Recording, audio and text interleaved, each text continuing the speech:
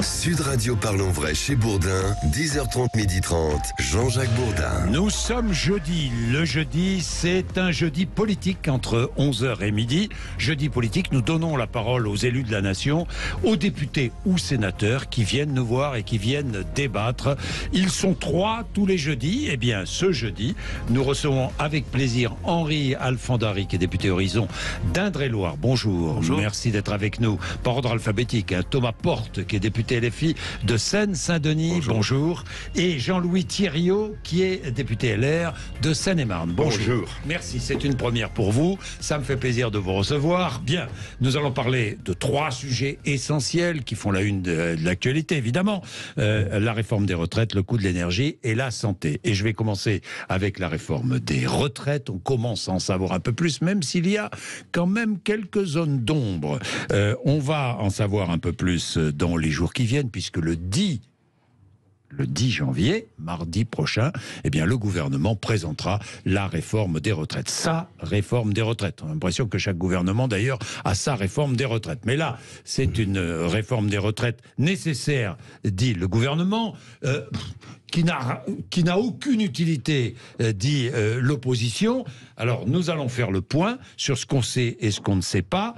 Nous n'allons pas nous focaliser tout au long du débat sur l'âge légal de départ à la retraite fixé à 64 ou 65 ans. D'ailleurs, vous en savez un petit peu plus? Non, je ne sais pas. Vous, député de la majorité, non, 64 ou 65 ans? Je ne sais pas. Moi, je n'ai pas de problème sur la question de l'âge. Oui. Dès le moment aussi, on est capable de prendre en compte les trimestres, et je pense que c'est extrêmement important. Oui. Mais l'essentiel, c'est d'avoir une réforme ambitieuse qui règle notamment les problèmes de déficit. Donc pour vous, elle est indispensable. Tout à fait. Pas plus de 43 ans de cotisation, c'est ce qu'a dit Elisabeth Borne. On est bien d'accord. Que ce soit 64 ou 65 d'ailleurs. Est-ce que cette réforme est indispensable? Je fais un petit tour de table. Jean-Louis Thiriot.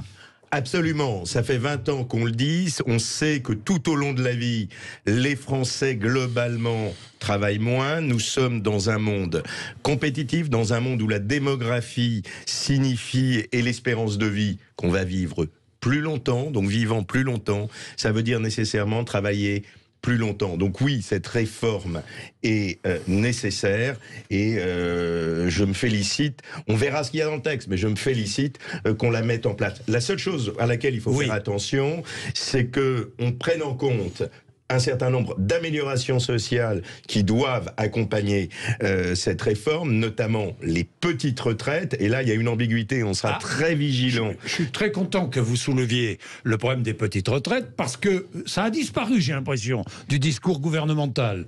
Pardon, mais j'ai vu l'interview d'Elisabeth Borne, j'ai lu l'interview d'Olivier Dussopt. On ne parle plus de la fameuse retraite à 1 200 €. Et ça, ce sujet-là, pour nous, il est indispensable, alors qu'on commence par ceux qui bénéficient, qui seront amenés à travailler un peu plus longtemps. Et qu'on le mette ensuite aux autres et qu'il y ait un échéancier. Pourquoi pas, mais en tout cas, ça doit être pris en compte et ça doit être pris sérieusement. Alors, nous allons entrer dans le détail. Effectivement, pour vous, cette réforme est absolument inutile. Injustifiée et injuste. Voilà, je dirais, parce que...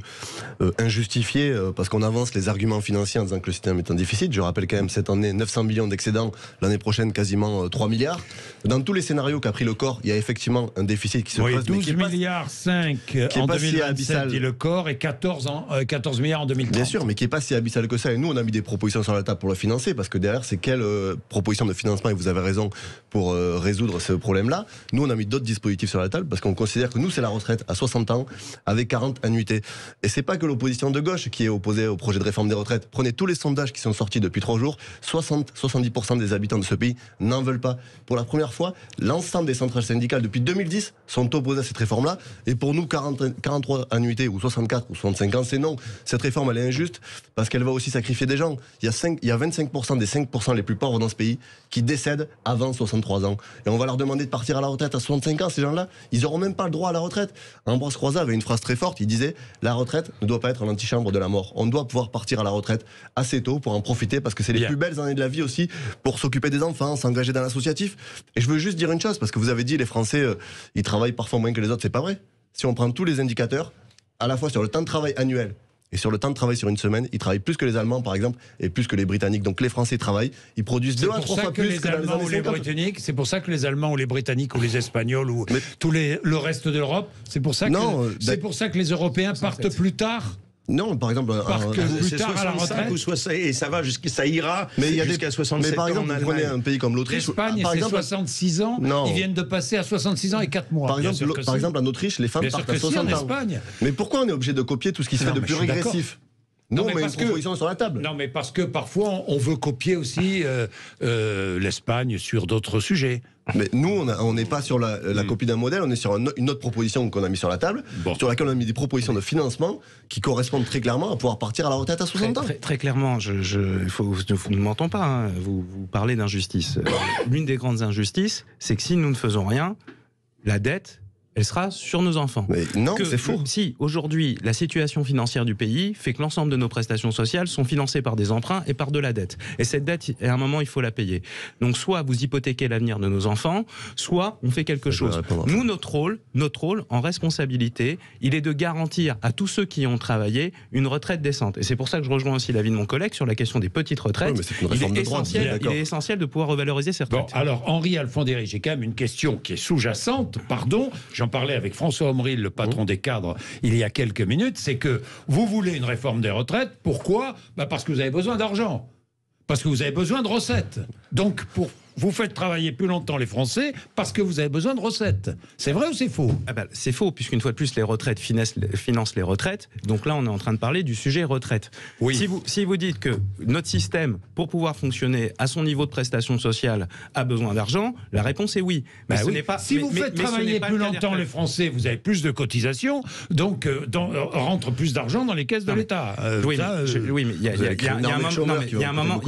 il y a un moment, il faut aussi regarder la réalité. La réalité, c'est que ce système des retraites, il a été fait après la guerre, que l'espérance de vie n'était pas la même, que dans le cadre de ce que vous êtes en train de dire, il y avait aussi quelque chose d'assez cynique, qui était de dire qu'on proposait des retraites, mais à des gens qui ne pourraient pas la prendre. Aujourd'hui, la plupart d'entre nous ont une espérance de vie en bonne santé jusqu'à 75 ans. C'est faux, les hommes et les femmes, c'est 64 ans, 66 ans. Non, c'est plus. C'est 75 ans. En bonne santé, c'est 64 ou 66. Et donc, forcément, on touche la retraite plus longtemps. Donc, il y a un déséquilibre qui s'est fait aussi par les réussites de nos sociétés. Bien, Jean-Louis Thiriot. Oui, moi, je veux dire 2 choses. C'est qu'effectivement, on est là sur le sujet de l'équilibre des régimes de retraite. Au-delà de ça, la réalité, c'est que si les régimes ne sont pas à l'équilibre, et le corps dit très bien qu'à l'horizon 2030, ils ne seront plus en équilibre. Pour le financer, c'est de la dette. Ça fait partie de l'endettement public. Donc on aggrave l'endettement public. Donc si ça ne concerne pas directement les finances de l'État, c'est quand même la capacité de la France à agir qui en dépend. Donc oui, il faut le modifier. Et moi, je vais aller beaucoup plus loin sur ce sujet-là. Je crois qu'il faudrait profiter, ça n'est pas dans le projet du gouvernement, mais je serais prêt à le pousser, profiter de cette occasion. Amendement ?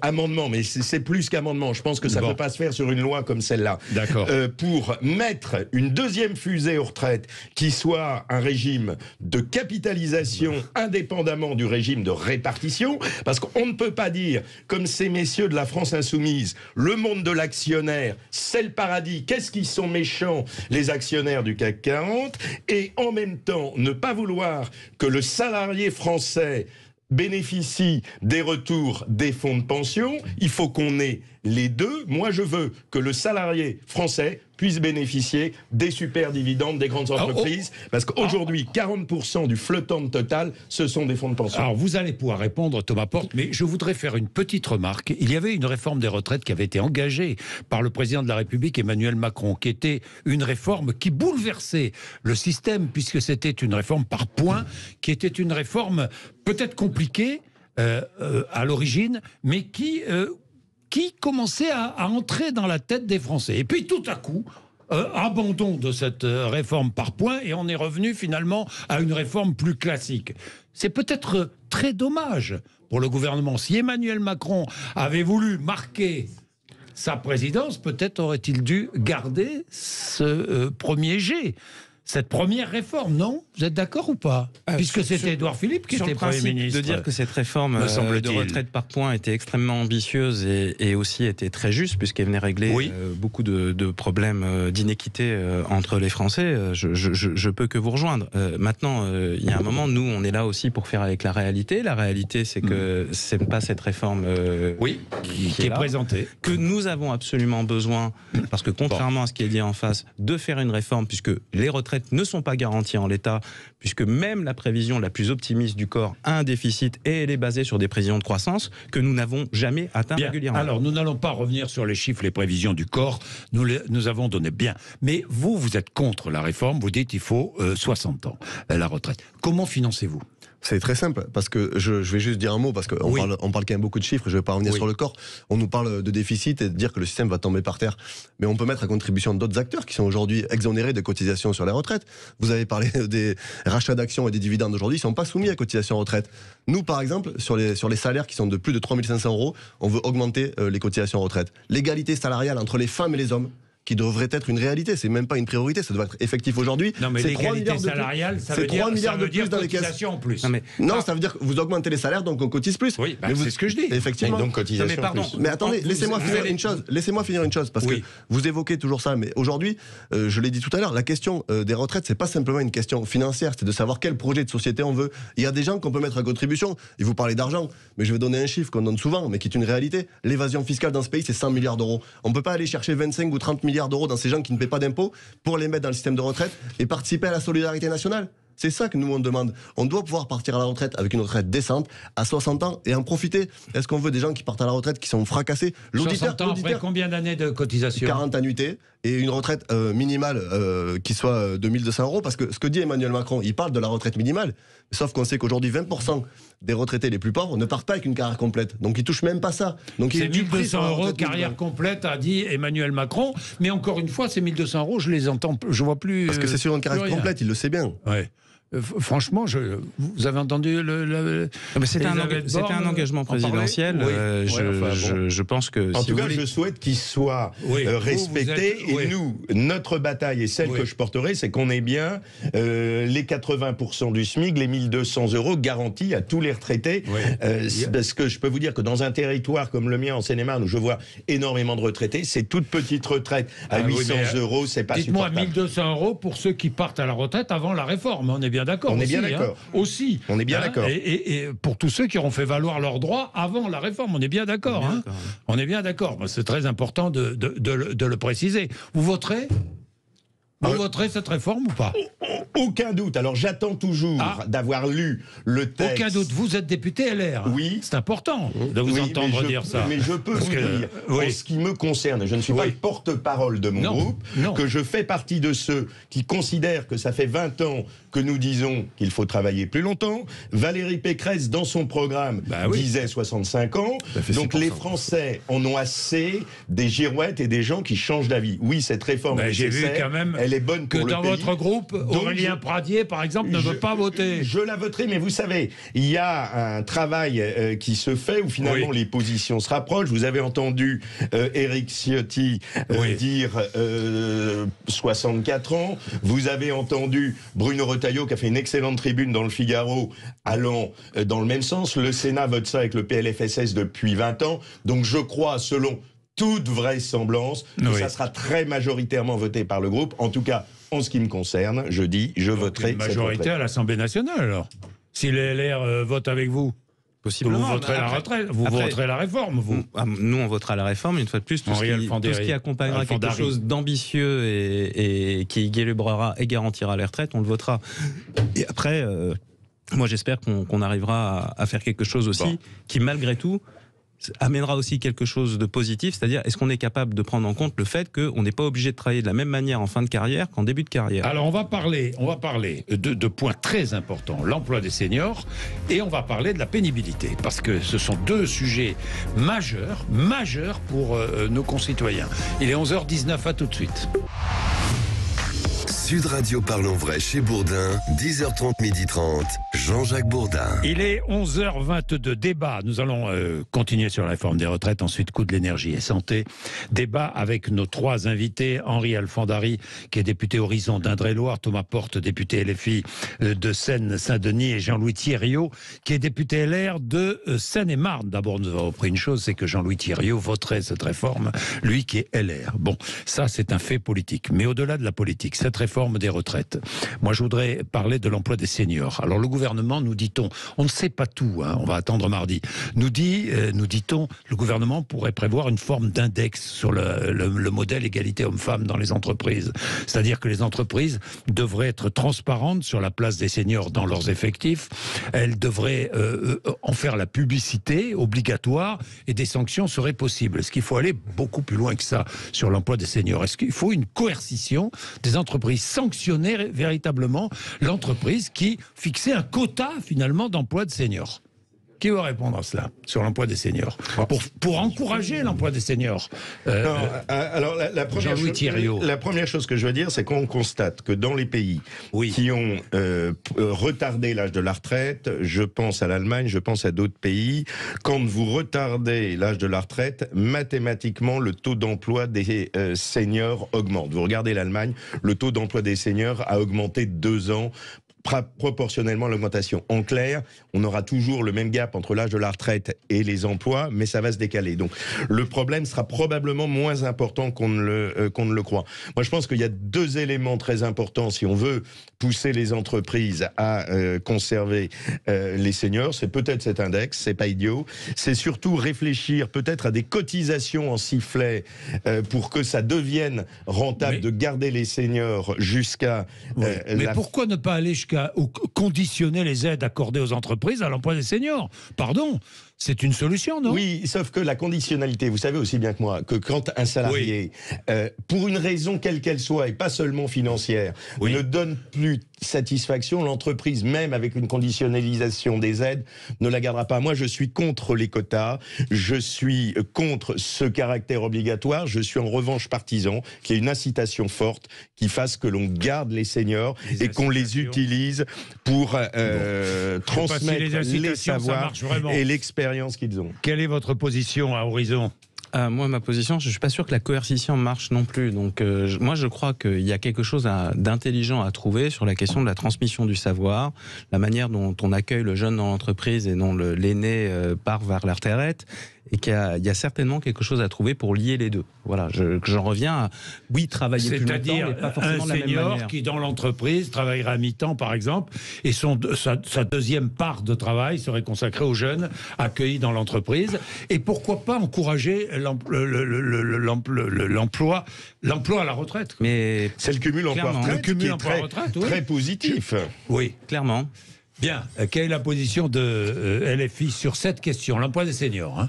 Vous doutez bien qu'on n'est pas favorable notamment à ce qu'on appelle le cumul emploi-retraite. C'est pour ça que nous on est favorable au départ à la retraite à 60 ans pour qu'ils permettent de profiter de la retraite. On va demander à des gens... Mais il y a des gens qui ont envie de continuer à travailler. Mais entre le fait d'avoir envie et le fait d'être obligé par une réforme des retraites qui vous oblige à travailler et à cumuler un emploi parce que vous n'avez pas de reste à vivre qui est décent, c'est une différence. Celles et ceux qui veulent travailler et qui veulent continuer à travailler, on n'a aucun souci là-dessus. Simplement, on ne veut pas une réforme qui oblige les gens à cumuler l'emploi à la retraite. Et je dis une chose, parce que vous évoquez le taux d'emploi des seniors. Déjà aujourd'hui, les grands groupes, quand les salariés ont 56, 57, 58 ans, ils signent des accords pour les faire partir. Oui, et on ne trouve pas après retraite. Exactement, y compris après quand ils sont plus âgés. Donc vous allez créer une armée de chômeurs qu'on va financer avec de l'argent public puisqu'il y a l'assurance chômage derrière, alors que ça serait beaucoup plus profitable de les faire partir à la retraite à 60 ans, qu'ils en profitent et qu'on ait des jeunes qui rentrent sur le marché du travail. C'est ça notre vision. Aujourd'hui, on va demander des gens, vous avez envie d'avoir une infirmière, d'avoir un conducteur de train, d'avoir un gardien de prison qui est 65, 66, 67 ans, qui travaille? C'est ça le projet de société dans lequel on évolue. Votre vision, c'est déjà la vision qui est en place depuis 40 ans. C'est précisément la vision qui fait qu'on a le taux de chômage des aînés les plus importants, le taux de chômage des jeunes le plus important. Votre vision, elle est là et elle ne marche pas. La vraie question, c'est comment on permet à des jeunes de rentrer sur le marché de l'emploi, de bâtir leur vie et d'avoir de la visibilité sur la suite de leur vie, et comment on arrête ce carnage qui est la perte de savoir massif qui est due au départ anticipé à la retraite des aînés. Voilà, il faut qu'on arrive à garder les aînés dans l'emploi, qui transmettent leur savoir, qu'il y ait un lien entre les deux. Et par ailleurs, une fois de plus, notre rôle, il est de garantir des retraites correctes à l'ensemble des Français qui ont travaillé. Ce qui ne sera pas le cas avec votre réforme. Et qui ne sont pas financés par la dette. Aujourd'hui, je vous donne un chiffre parce qu'on dit de garantir un système. Avec la réforme des retraites, telle que va le mettre en place Emmanuel Macron, aujourd'hui, quand on part à la retraite, c'est en gros 50% du salaire moyen en France qu'on touche. La réforme, elle va dégrader ça, on va passer à quasiment à 40%, puis après à 38% du salaire moyen quand on partira à la retraite. Voilà la réforme des retraites d'Emmanuel Macron. On va paupériser les retraités. C'est ça qui se passe aujourd'hui. Non, je voulais simplement dire, le gros enjeu, c'est effectivement l'emploi des jeunes. On a une réalité qui est qu'on a une quantité d'emplois non pourvus, qui ne sont pas occupés par des jeunes, qui pourraient l'être. Alors, soit c'est la formation qui n'est pas adaptée, et il y a un effort de formation, il y a aussi probablement... Et là, l'apprentissage marche bien. Hein. Oui, l'apprentissage marche bien, mais quand vous voyez... pas suffisant. Quand vous voyez en Seine-et-Marne que j'ai 250 chauffeurs de bus qui manquent, alors que j'ai des chauffeurs de bus inscrits à Pôle emploi et que vous proposez un décret permettant aux fonctionnaires de devenir chauffeurs de bus, quand on a des chauffeurs de bus à Pôle emploi, on les met au travail. Donc si vous voulez, moi je pense qu'il faut vraiment... On les met au travail si on les paye bien, s'ils acceptent, si on les paye bien, et si... Bah oui, mais il y a un moment où c'est pas non plus à la collectivité nationale, dans un système assurantiel, qui je rappelle, qui dit assurance chômage, dit qu'il y a un événement involontaire de payer le refus de prendre un emploi. Je pense que là on a un gros travail à faire sur le retour à l'emploi. Et là où je m'arrêterai là, où nous avons une grande différence d'analyse avec la France insoumise, c'est que vous considérez que le marché de l'emploi est une galette fixe. C'est un gâteau avec des parts fixes. La réalité, c'est que ça n'est pas vrai. L'emploi crée l'emploi, parce que ça crée de la valeur ajoutée et que ça crée de la plus-value.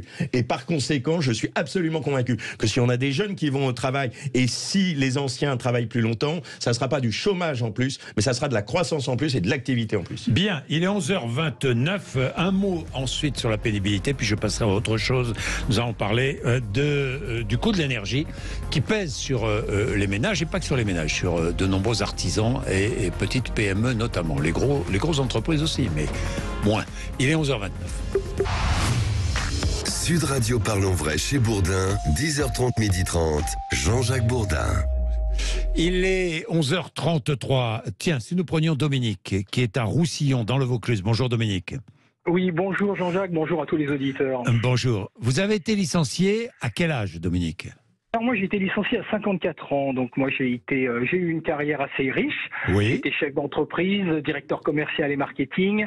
J'ai fait vraiment une carrière variée et très riche. J'ai été licencié à 54 ans, j'ai rencontré de nombreux DRH suite à des candidatures spontanées qui m'ont toujours fait comprendre que je n'étais pas un digital natif, alors que j'ai créé une plateforme de vente en ligne qui fait aujourd'hui référence dans le monde, que j'étais bien sûr à 54 ans un peu, mon obsolescence programmée était marquée sur mon visage parce que les équipes avaient entre 30 et 35 ans, donc je risquais de déstabiliser l'entreprise par un apport de connaissances et peut-être une maturité trop importante. Oui. Et donc, je me retrouve aujourd'hui maintenant à 58, à n'avoir jamais recouvré de travail, à être obligé de réfléchir à ma propre subsistance, et bien sûr en ayant perdu de nombreux droits à la retraite, comme des femmes par exemple qui ont eu des enfants, comme des gens qui ont eu une carrière mitée.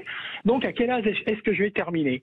Deuxième chose, j'entends parler donc les théoriciens de l'inutile qui s'affairent sur les plateaux pour venir expliquer les droits à la retraite, comment ils devraient être calculés au plus juste. On ne prend pas en compte les carrières difficiles, les carrières mitées. Première chose.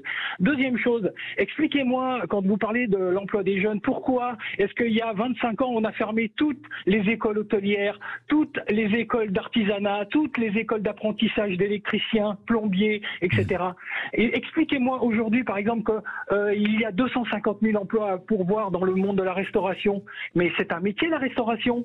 Porter une assiette, ça s'apprend. Être agréable avec le client, ça s'apprend. On a fermé une école hôtelière sur 2. Je prends pour exemple celle de Chamonix qui fournissait l'intégralité des commis de cuisine, cuisiniers, serveurs, chefs de rang à toute la région de la Haute-Savoie. On l'a fermé pour faire plaisir depuis Paris à des gens qui faisaient faisait des économies. Merci monsieur Jack Lang qui a voulu du tout-back. Alors arrêtez de pleurer si maintenant vous n'avez plus d'emplois qualifiés, si vous n'avez plus de jeunes, parce que faire de la restauration, c'est un métier. Quelqu'un qui doit servir 50 personnes, ça ne s'apprend pas sur le tard, ça s'apprend à l'école. Merci Jean-Jacques. Merci Dominique, dans tous les cas, merci, j'aime beaucoup vos interventions, elles sont précises, et voilà, la pénibilité, vous avez entendu, Dominique, il a 54 ans, 58 aujourd'hui, il n'arrive pas à trouver de boulot, hein, la pénibilité au travail, les carrières. Il dit miter, moi je préfère hacher, c'est plus joli je trouve, hein, carrière hachée. Que faut-il faire dans cette réforme, si elle va au bout cette réforme? Déjà, pour ces carrières.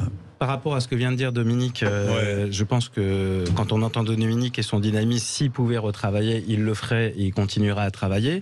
Donc on en revient à la problématique de comment on fait en sorte que des gens comme Dominique, qui ont des choses à donner, tant en termes de travail que de transmission de savoir, puissent rester dans le monde, dans l'entreprise et faire leur carrière jusqu'au moment où ils souhaitent s'arrêter. Et après, la deuxième chose sur les carrières hachées, moi c'est pour ça que j'étais profondément pour la retraite à points, qui permettait d'avoir une réponse à ça. Évidemment. Là, on n'est pas dans ce cadre-là. Il va falloir qu'on trouve des solutions. On verra comment, dans le dialogue à l'Assemblée nationale et au Sénat, on arrive à vous avez des propositions sur les carrières hachées, Thomas Porte? Bah écoutez, nous... Ou haché, encore une fois, oui, haché, allez. Mais quand vous parlez de la pénibilité, il n'y a pas que les carrières hachées. Il y a tous les salariés qui sont exposés à des risques. C'est beaucoup de femmes, par exemple. Bien sûr. Beaucoup de femmes qui ont eu des carrières interrompues, beaucoup. C'est pour ça que nous, on considère que le système de solidarité, il doit permettre, y compris à celles et ceux qui ont eu des carrières hachées, de pouvoir partir avec une retraite minimale à 1200 €, quel que soit le cursus de la bien sûr, parce qu'aujourd'hui, ces personnes-là, elles ont eu des moments de difficulté. 1200 € même si on n'a pas ces trimestres de cotisation. Il peut y avoir un système de solidarité qui finance ça, et je crois que le pays doit ça à ces gens-là aujourd'hui. Déjà, 1200 €, c'est pas énorme comme retraite, mais on considère qu'il faut que ce soit 85% du SMIC. Ce qui n'est pas le cas aujourd'hui, c'est ce que j'ai dit tout à l'heure. 20% des gens qui touchent les plus faibles retraites, il y en a 90% de ces 20% qui ont eu des carrières hachées, qui partent avec des retraites de 600, 700, 800 €. Est-ce qu'on peut accepter ça aujourd'hui dans la 6e puissance économique du monde? Je crois que c'est pas sérieux. Donc il faut au minimum qu'il y ait 1200 € par mois qui soient garantis de retraite. Oui, même si on n'a pas les cotisations, les trimestres de cotisation, Jean-Louis Thiriot? J'ai pas une réponse précise à donner, c'est vraiment à travailler. La réalité, c'est qu'en tout cas, à moins de 1200 €, c'est effectivement très compliqué. Moi, je voulais quand même revenir sur ce qu'a dit Dominique, qui m'a beaucoup touché et qui est extrêmement juste. C'est que d'abord, son cas, c'est la preuve des ravages que fait le jeunisme. On veut toujours mettre des jeunes et c'est beaucoup plus branché, ça devient une partie de culture d'entreprise. Et je crois que c'est un travail collectif qu'on doit faire, d'insister sur l'importance que peut avoir l'expérience pour une entreprise. Et ça, c'est vraiment un combat culturel qu'on doit tous mener. Le deuxième élément qu'il évoquait et qui est vrai, c'est que nous avons pris des décisions folles sur la formation dans l'artisanat, dans l'école hôtelière qu'il évoquait, et ça doit vraiment... Vous étiez au pouvoir aussi. Hein. Mais je ne dis pas que nous sommes parfaits. Moi, je fais partie. Non, je dis ça comme ça. Je fais partie.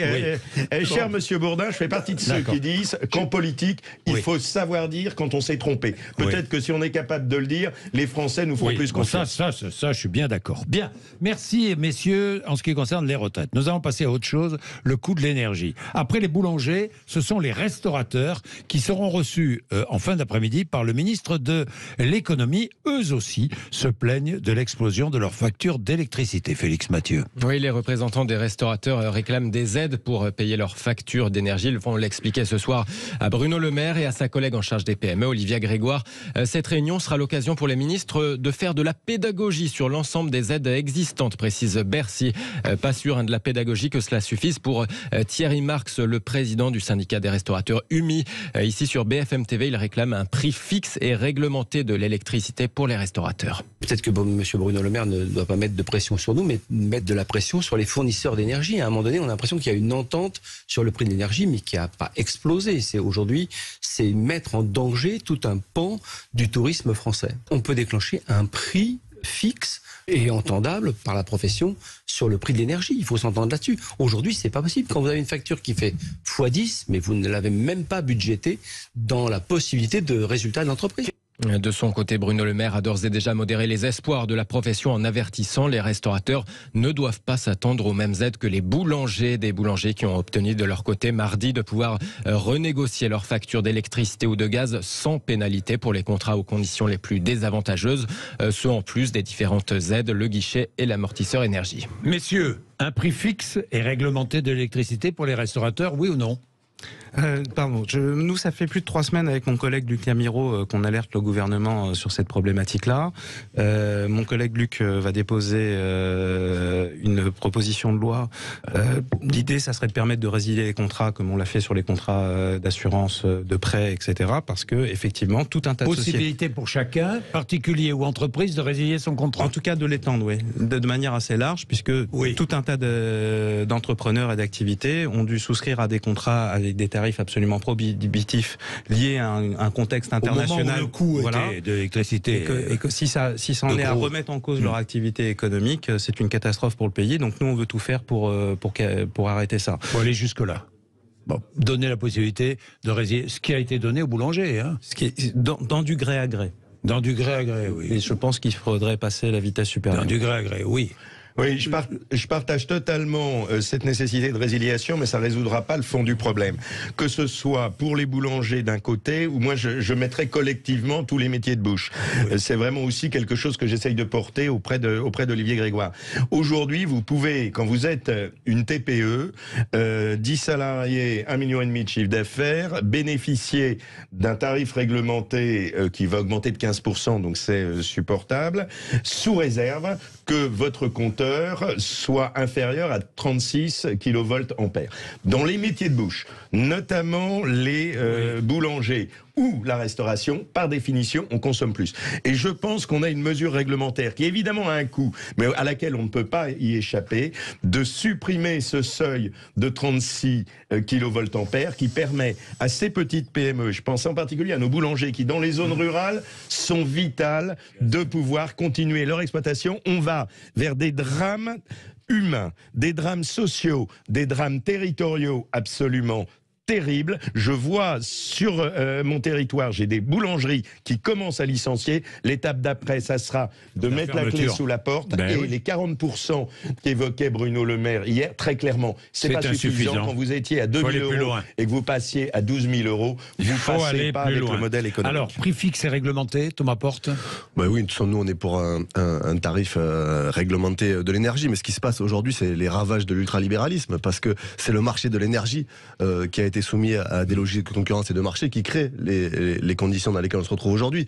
Parce qu'on évoque toujours la question de la crise en Ukraine pour justifier ce qui est en train de se passer. Il y a eu certes un effet d'accélérateur. Sur le prix du gaz, ça... Il y a eu un effet d'accélérateur, mais ce sont les politiques de libéralisation qui ont fait exploser les factures. Aujourd'hui, on est dans un système où on oblige EDF à vendre de l'électricité à ses concurrents et après qu'ils les revendent en faisant du profit, mais on marche sur la tête aujourd'hui. C'est un système qui aujourd'hui ne marche pas, et nous ce qu'on demande c'est de garder le tarif réglementé qui va être supprimé dans quelques mois, et 2, d'avoir un pôle public de l'énergie. L'énergie ne doit pas être soumise à des logiques de concurrence, parce que quand vous avez des artisans, des boulangers qui se retrouvent du jour au lendemain avec, ils avaient 2 000 € de facture, ils ont 10, 15, 20 000. À vos yeux, c'est la faute à l'Europe ou quoi ? J'ai pas dit que c'était la faute à l'Europe. Bon. Non, parce que les filles, j'entends ça. Non, c'est pas la faute à l'Europe, c'est la faute à la politique libérale mise en place par l'Union européenne, ce qui n'est pas la même chose. C'est des choix d'orientation politique. Non, c'est pas l'Union européenne. Je vous dis ça parce que quand j'entends certains dire, bah oui, si on n'était pas dans l'Europe, on paierait moins cher notre électricité. Mais nous, on est pour sortir du marché européen de l'énergie. C'est très clair. Totalement faux, parce que la Grande-Bretagne, par exemple, qui n'est plus dans l'Europe, paye son électricité 4 ou 5 fois plus cher que nous. Non, donc moi, je veux bien tout ce qu'on veut. Mais... Non, mais je vous donne 2 chiffres. Oui. Depuis 2004, privatisation de GDF, plus 120% des tarifs de gaz. 2003, plus 60% des tarifs d'électricité. Voilà ce qu'ont amené les politiques d'ouverture à la concurrence et de libéralisation du service public. On est toujours sur la même logique, faire du fric. Et aujourd'hui, ça ne marche pas et on a des gens qui ont la corde au cou. Parce que moi, je rejoins ce qui a été dit. Il va y avoir des licenciements, mais on aura des drames humains derrière qui vont se passer. C'est terrible ce qui est en train de passer. Henri Alfandari. Non, mais vous pouvez faire un pôle public français. Si vous avez besoin d'acheter de l'électricité à l'extérieur, vous l'acceptez. C'est pour ça qu'il faut travailler sur l'énergie renouvelable. Mais il y a des mesures à côté, évidemment. Est-ce que vous critiquez sur l'Europe ? Est-ce que vous critiquez sur l'Europe ? On a fait l'AREN justement pour financer les énergies renouvelables. Mais on voit le résultat, l'AREN sur le marché de l'énergie. Non, la réalité, c'est pour ça qu'on fait une loi sur les énergies renouvelables, parce qu'il faut produire plus d'électricité. La France est le seul pays en retard en Union européenne. Une loi sur l'énergie nucléaire et refaire des réacteurs, et derrière faire une PPE qui est une vraie PPE ambitieuse, c'est-à-dire programmer la production d'électricité dans notre mix de sorte de supprimer le fossile un maximum et d'être de moins en moins dépendant de l'extérieur, ça n'a rien à voir avec les histoires de marché, c'est une question de volume. Thomas Porte, quand même, comment pouvez-vous dire, en multipliant les énergies renouvelables, on va faire baisser les factures? Comment d'électricité? Expliquez-moi. Non, ça c'était la réponse à la question nucléaire. Moi, ce que je dis... Non, mais moi je vous pose la question, puisque vous dites pas de nucléaire, tout sur le renouvelable. Mais parce que déjà, on ne dit pas sortie nucléaire. Demain, on a fixé un horizon qui est plus lointain, qui permet de travailler sur les énergies renouvelables. Et deux, aujourd'hui, l'explosion des tarifs, c'est la question d'avoir un marché de l'énergie qui est libéralisé. Si on avait EDF qui fournissait l'énergie, qui passait pas par des intermédiaires, qui se gavent aujourd'hui sur les usagers, on n'aurait pas ces factures-là. C'est ça la réalité. Il n'y avait pas ces questions-là de prix avant, quand il y avait un acteur et un pôle public qui était celui d'EDF. C'est pas ça ce qui s'est passé là. Non, aujourd'hui, il y a des gens qui se gavent là-dessus. Excusez-moi, ce qui se passe en ce moment, c'est que comme on n'est pas capable de fournir notre électricité, on importe de l'électricité, et que cette électricité, elle est notamment faite par des centrales au gaz, et que c'est le prix des dernières centrales ouvertes en Allemagne qui fait le prix de l'électricité. Mais qui fait que l'électricité est calculée sur le prix du gaz, alors que les coûts de revient sont pas les mêmes? Parce que vous avez besoin de cette électricité extérieure. On ne peut pas avoir un prix qui n'est pas sur des mêmes coûts. Un mot de Jean-Louis Thierry, puis après on fera autre chose. Non, simplement, si on parle de l'énergie, si la France aujourd'hui ne produit pas suffisamment d'énergie et est obligée d'en importer de l'extérieur, on n'en importe plus là.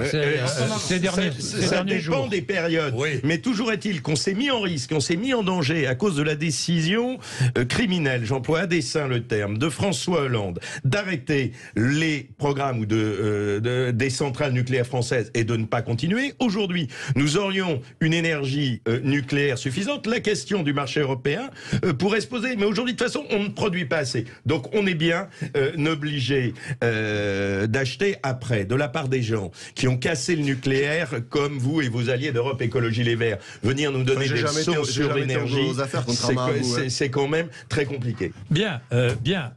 Je voudrais préciser quand même qu'en France, on paie le kilowattheure d'électricité moins cher qu'ailleurs en Europe. Je voudrais quand même le préciser, parce que ça, ce n'est jamais dit, même si on le paie beaucoup plus cher qu'avant. Mais on le paie quand même moins cher qu'ailleurs. Il est 11h47. À tout de suite, on parle santé. Sud Radio Parlons Vrai chez Bourdin, 10h30, 12h30, Jean-Jacques Bourdin. Bien, nous terminons avec la santé. Ce sont les médecins généralistes qui réclament un doublement du prix de la consultation. C'est un collectif, encore une fois, qui a dépassé les syndicats de médecins généralistes, qui demande la consultation à 50 € au lieu de 25. Mobilisation aujourd'hui de médecins libéraux. Le ministre de la Santé les entend et fait des propositions. Enfin, des propositions. Il fait un geste. C'est ça, Félix Mathieu? Oui, un geste, mais pas sans contrepartie, explique François Braun sur France 2 ce matin. Et surtout, pas question, dit le ministre de la Santé, de porter la consultation à 50 € comme réclamé par le collectif de médecins. Non, soyons raisonnables. Enfin, mais il y aura une revalorisation ou pas? Mais oui, mais de quel ordre? Combien? Tous les 5 ans. Il y a ce qu'on appelle la négociation conventionnelle entre les syndicats de médecins et l'assurance maladie. Chacun montre les muscles pour obtenir un peu ce qu'il veut. Eh bien, laissons cette négociation aller au bout. C'est jusqu'à fin février. D'accord, on augmente la consultation, mais je veux que les 650 000 Français en maladie chronique aient un médecin traitant parce qu'ils n'en ont pas actuellement. Je veux qu'on puisse avoir un médecin la nuit, le week-end. Je veux qu'on puisse, dans la journée, avoir accès à un médecin. Des droits et des devoirs. Il faut que ça soit donnant-donnant. C'est des droits et des devoirs, c'est donnant-donnant. Les médecins libéraux appelaient à descendre dans la rue cet après-midi à Paris pour réclamer un choc d'attractivité du métier boudé par les jeunes, point d'orgue d'un mouvement par ailleurs contesté. Après une première grève début décembre, le collectif Médecins pour demain a appelé à la fermeture des cabinets médicaux après Noël. Mouvement reconduit jusqu'au 8 janvier. La première ministre Elisabeth Borne le juge peu responsable en période de tension hivernale sur le système hospitalier. Alors doubler le prix de la consultation, qu'en pensez-vous à la France Insoumise? Écoutez, on peut discuter sur la revalorisation. Maintenant, doubler le tarif de la consultation, ça me semble quand même excessif dans une période où nos concitoyens sont déjà en difficulté. Mais moi, je veux revenir sur la question de l'attractivité du métier. Parce qu'il n'y a pas que la question de la consultation. Il y a aujourd'hui, on parle des déserts. Moi, je suis élu dans Seine-Saint-Denis, qui est aussi un désert médical et qui a pas de, où il manque des médecins. Mais c'est parce que les jeunes générations, elles ont plus envie d'être médecins comme avant, c'est-à-dire de commencer à 6h le matin et de finir à 23h. C'est pour ça qu'il y a des maisons de santé, par exemple, des centres de santé où on peut salarier les médecins pour qu'ils fassent exclusivement leur tâche de médecin et par exemple moins d'administratif. Donc il faut réfléchir à tout ça. Et moi par contre je peux pas entendre que le gouvernement dise cette mobilisation elle est jamais responsable, parce que si vous voulez, à chaque fois qu'il y a une mobilisation dans quel que soit le secteur, c'est jamais le moment, c'est jamais responsable. C'est-à-dire que vous êtes contre la revendication mais pour la mobilisation, quoi. Non, si je dis qu'on peut discuter de la revalorisation du prix de la consultation, mais pas son doublement, c'est ça que j'ai dit. Pas son doublement. Que dit-on chez LR ? Jean-Louis Thiriot. Écoutez, on constate... Conditionner la revalorisation à l'installation de médecins dans des zones désertifiées. On constate la situation catastrophique. Ça, on est d'accord. Et les déserts médicaux qui sont catastrophiques. Revalorisation, oui, à hauteur de 50 €. Je crois qu'on peut tous se dire, soyons sérieux. Après, moi, ça ne me choque pas. Hein. Mais je n'engage pas LR en disant ça. À titre personnel, ça ne me choquerait pas qu'on ait des obligations d'installation dans les déserts médicaux. Ça ne me choque pas du tout ce que dit le ministre de la Santé, de dire il y a des contreparties concernant les gardes. Après, on ne peut faire ça que si, pour améliorer l'attractivité, on soulage les médecins libéraux, parce que je crois qu'on a besoin d'un système de santé libéral, d'une grosse partie de leur charge administrative. C'est une des raisons pour lesquelles le métier a perdu en attractivité, et je pense qu'en faisant ça, on peut avancer vraiment. Là, je suis content parce que je vois un accord entre la France Insoumise et LR. Et que dit-on à horizon majorité ? Il y a une proposition d'ailleurs transpartisane sur les déserts médicaux qui a été travaillée à l'Assemblée nationale. Ah bon ? Ouais. Actuellement ? Très bien. Il y a aussi une proposition de loi de Thomas Mesnier sur cette question-là. Bon, il est évident qu'on a un problème avec la médecine de ville en France, ça c'est certain. On peut refaire l'historique, on n'a pas formé assez de médecins, etc. etc. Ouais. Maintenant, c'est factuel, et c'est factuel pour au moins 10 ans, en imaginant qu'on soit capable de former correctement cette fois-ci. Néanmoins, il faut faire attention, parce qu'aujourd'hui, la charge repose toujours sur les mêmes, et donc il y a un moment, si on épuise tout le monde, on sera dans une situation encore pire demain. Donc je crois qu'il faut être calme. Moi, l'autre chose que je salue, surtout dans la prise de parole de Monsieur le Ministre, c'est qu'il a ouvert pour la première fois l'idée que la limitation de la dépense de l'offre pour réduire les dépenses de santé n'était peut-être pas la panacée de tout. Et je crois qu'on en revient sur notre débat sur les retraites. On peut se féliciter dans notre société de vivre de plus en plus longtemps, de vivre de plus en plus longtemps en meilleure santé, et de prendre en charge les gens pour que ça se passe bien. Bon, bah la réalité, c'est que si on fait ça, forcément, le coût des soins, il augmente. Et le besoin de prise en charge, il augmente. Donc il y a un moment, je crois que poser cette question de la limite des dépenses de santé, non pas par l'offre, mais par autre chose, est une question salutaire, parce qu'elle est notamment à l'origine de ces déséquilibres. Bien, et je précise qu'en 2022, nous n'avons jamais consommé autant en matière de santé. Et je précise aussi, et ça a été annoncé ce matin, et j'aurai tout à l'heure en ligne en direct le président de la Mutualité française, les cotisations de nos mutuelles vont augmenter de 4,7% en moyenne en 2023. Et tout le monde le verra sur sa fiche de paye. 4,7%. Explication tout à l'heure du président des mutuelles françaises, il dit les remboursements sont en forte hausse depuis 2 ans. Donc on est obligé d'augmenter. Et il dit on augmente moins que l'inflation, qui est à 5,9. Oui, d'accord. Enfin, 4,7, c'est beaucoup. Merci, messieurs, d'être venus nous voir ce matin. Merci à vous. Il est 11h57, vous êtes sur Sud Radio. Merci de participer comme vous le faites tous les jours.